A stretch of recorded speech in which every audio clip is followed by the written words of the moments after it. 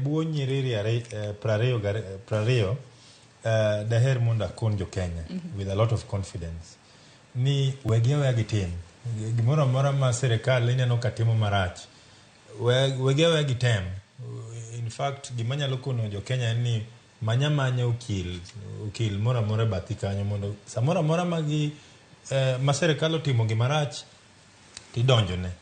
Ka sirikal otimo gima rach to wadonjonegi kendo wathicho oko.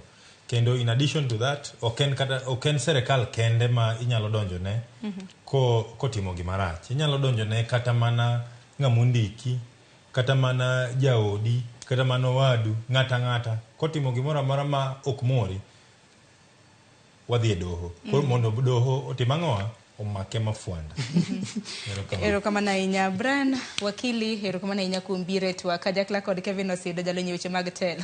Wagwene erokamano ahinya. Ng'eni twak ma kama pod en twak ma iye lach, en twak ma bende ok nyal rumo gi sani. Kaluwore ni weche mamoko pod nitiere doho. Kuom ranyisi wach mar housing levy ni doho biro bedo ka ng'ado bura chieng' tarik 10 mano mar dwe mokwongo. Kopogore gi mano, wang'eyo wach mag parastatals kembe 11 ma bende piny owacho dwaro keto e bwo lwet ji giwegi ma bende pod nitiere doho. Bura ma kamani biro bedo ka iwinjo chieng' tarik 6 dwe mar 2 higa mar 2024. E kinde mamoko nyaka wacha itini bende biro bedo kiwinje chieng' iwacho ni e dwe mokwongo mano mar higa mabiro. Weche ma bende pod waluonu kotenore kod maisha kada ma bende pok awinjo ka piny owacho bende chako lose bang' doho noseng'ado oko dwaro makamano. Warito winjo dang' ma bende biro bedo katimore. Bill mano motenore kod jolub jotend migepe manyaka sani piny owacho osebiro gi paro moro mar National Government Administrative Laws Amendment Bill mano mar higa ni. Bende biro bedo kwang'yo ni wach makamano biro bedo ka bedo e yo machalo nade. Dibed ni piny owacho